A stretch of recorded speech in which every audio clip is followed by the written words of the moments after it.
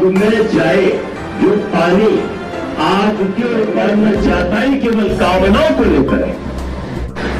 वो नौजवान जिसकी उम्र बेशक चाहे 20 वर्ष, यदि उसकी कामनाएं दग्ध हो गई, क्योंकि अब तक तुम्हारी कामनाओं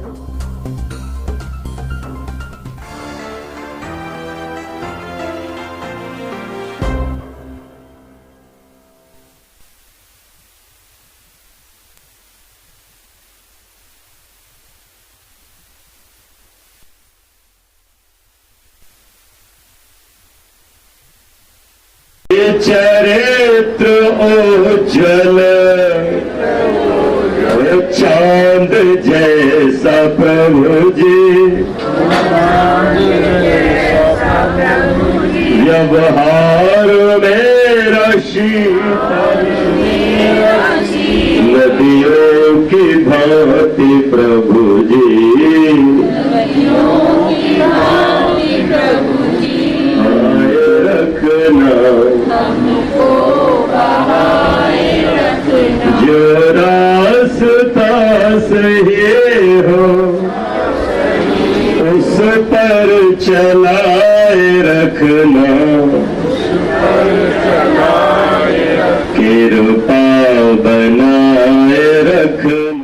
नमस्कार, मैं अर्चना और आप देख रहे हैं हंगामा टाइम्स। हंगामा टाइम्स जिस तरीके आपको दिखाता है लखनऊ में क्या खास हो रहा है, तो इस समय हम लोग आशियाना सेक्टर जे में हैं, जहां पे आप स्क्रीन पे देख रहे होंगे। ये सामने जो स्क्रीन पे है, श्रावणी पर्व पर वैदिक राष्ट्र निर्माण के द्वारा वैदिक राम कथा का अमृत वर्षा का आयोजन किया गया है। जिस तरीके से डॉक्टर कर्नल अनिल आहूजा जी हैं, जिन्होंने वैदिक राष्ट्र निर्माण गुरुकुल की स्थापना करी है, तो उन्होंने भी आज यहाँ पे आयोजन किया है। वैदिक राम कथा का आयोजन किया गया और अमृत वर्षा का आयोजन किया है।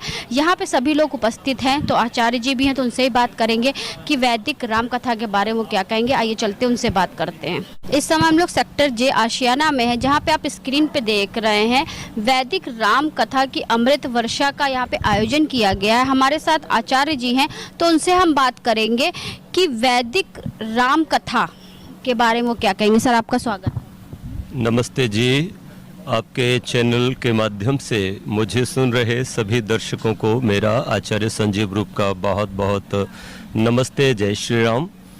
आज मैं यहाँ वैदिक राम कथा की अमृत वर्षा के लिए आहूत किया गया हूँ।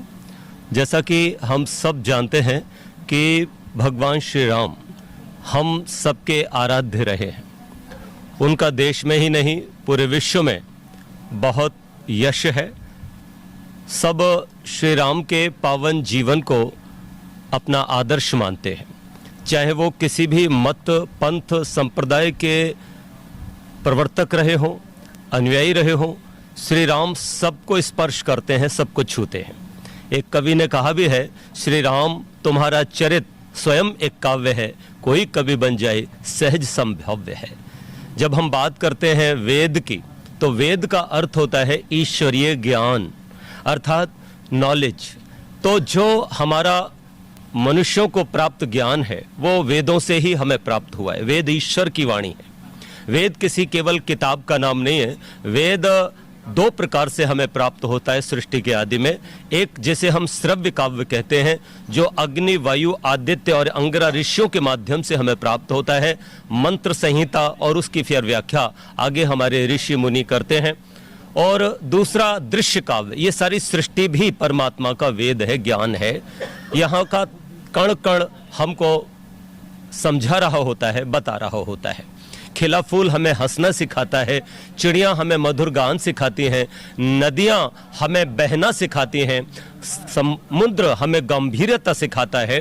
तो ये सारी प्रकृति हमें सिखाती है। हम समश्रुतेन गमेमहि, अच्छा सुन करके अपने जीवन का निर्माण करते हैं, अच्छा सीख करके जीवन का निर्माण करते हैं। तो मर्यादा पुरुषोत्तम भगवान श्री राम का जीवन एक आदर्श जीवन है। उनके जन्म से लेकर और उनके पूरे जीवन का अगर हम चित्रण करें, उनका जीवन चरित्र अगर हम पढ़ें, तो हमको ज्ञात होता है कि श्री राम तो हमारे जीवन के पग पग पर सहयोगी हैं, हमारे सहयोगी हैं। हम कैसा जीवन जिए, हमारे माता पिता के प्रति क्या फर्ज है, कर्तव्य है, ड्यूटी है, ये सीखना हो तो श्री राम से सीखिएगा। माता पिता की आज्ञा को भगवान समझ करके पूजते हैं श्री राम, और आज के नौजवानों को भी ये सीख देते हैं कि आप चाहे कितने भी एजुकेशन या इकोनॉमिक रूप से सबल हो जाना, लेकिन माता पिता हमारे भगवान है, देवता है, उनका सदैव आदर करना, सम्मान करना। आज हम जनरेशन गैप होता देख रहे हैं, तो ये गैप हमारे बुजुर्गों के लिए और हमारी नई पीढ़ी के लिए भी अच्छा नहीं है। बात कही। तो हमारे साथ कर्नल अनिल आहूजा जी, जिनके निवास स्थान पर आज ये कथा का आयोजन किया गया है, तो वो भी जुड़ रहे हैं। तो सर, क्या कहना चाहेंगे आज के राम कथा के बारे में? मैं बहुत दिनों से सोच रहा था कि वर्षा ऋतु में देशाटन लोग जो है नहीं करते, क्योंकि वहाँ बरसात होती है, तो यहाँ पर वेदों की कथा होनी चाहिए, बहुत देर से नहीं हुई। तो मुझे ईश्वर की कृपा से ये आज अवसर मिला है, और मैं बड़ी मुश्किल से आचार्य जी को काबू और इनसे अपॉइंटमेंट ले पाया हूँ। तो आज अच्छा दिन है कि आप सब ने मेरा सहयोग दिया और आप इसको सुनने के लिए आए हैं। धन्यवाद। तो वैदिक राम कथा के अमृत वर्षा में यहाँ बहुत से लोग सम्मिलित हुए हैं, तो कुछ लोग जो यहाँ पे उपस्थित है उनसे हम बात करेंगे कि अमृत वर्षा में आकर के उनको कैसा लगा। तो मैम, क्या नाम है आपका?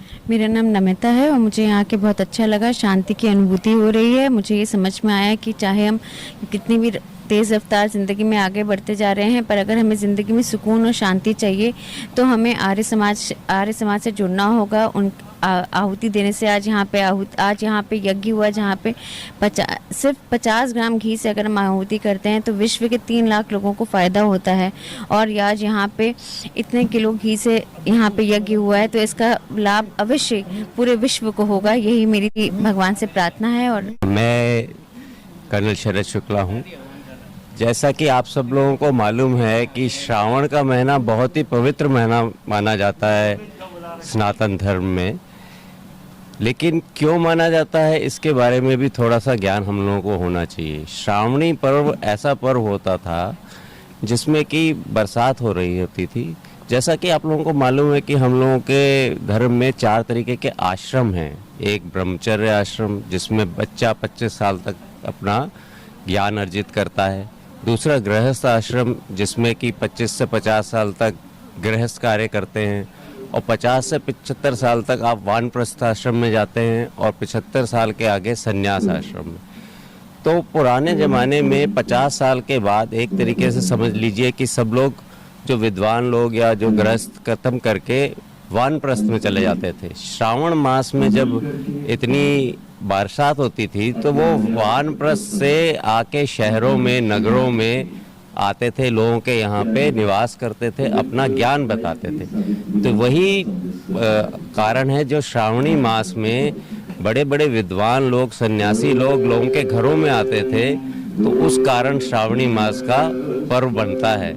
और आज इसी तरीके से हम लोग कोई भगवानों की पूजा ज़्यादा करते हैं, शिव भगवान की करते हैं, लेकिन इसका ज़्यादा उपयोग इस चीज़ में होना चाहिए था कि घरों में वेदों का पाठ, वेदों का अध्ययन और यज्ञ कार्यक्रम होने चाहिए।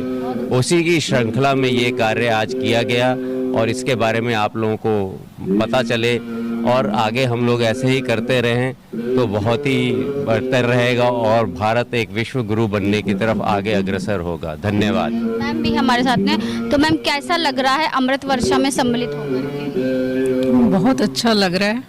सावन के महीने में इस तरह के त्योहारों का, ये यज्ञ करने का ये बहुत महत्व है। थोड़े से घी से, इवन 50 ग्राम से बोलते हैं कि 1 लाख बंदों का क्या कल्याण हो जाता है, आरोग्य प्राप्त करते हैं। तो 1 किलो से तो 3 करोड़ लोगों का भला हो गया, आरोग्य प्रदान करेंगे उनको ये। तो आज हम लोग आए थे आशियाना सेक्टर जे में, जहां पर वैदिक राम कथा अमृत वर्षा का आयोजन किया गया। थोड़े से घी का करोड़ों लोगों का फायदा मिला, यहाँ पे यज्ञ हुआ, लेकिन पूरे विश्व को उसका लाभ मिला। ऐसे है वैदिक राम कथा अमृत वर्षा, जो कि यहाँ पे हुआ है डॉक्टर कर्नल अनिल आहूजा जी के द्वारा, जिन्होंने वैदिक राष्ट्र निर्माण गुरुकुल की भी स्थापना करी है। हम आपको दिखाते रहते हैं कि कैसे वैदिक राष्ट्र निर्माण गुरुकुल आगे बढ़ रहा है, और वैदिक राष्ट्र निर्माण का जो है स्थापना करने में डॉक्टर कर्नल अनिल आहूजा जी अपनी अहम भूमिका निभा रहे हैं। ऐसे ही वो लोगों को जागरूक करते और अपने वैदिक समाज से जो है जोड़ते रहते हैं। तो ऐसे बने रहिएगा हमारे साथ में। मैं अर्चना आपसे जुड़ना चाहूँगी। धन्यवाद।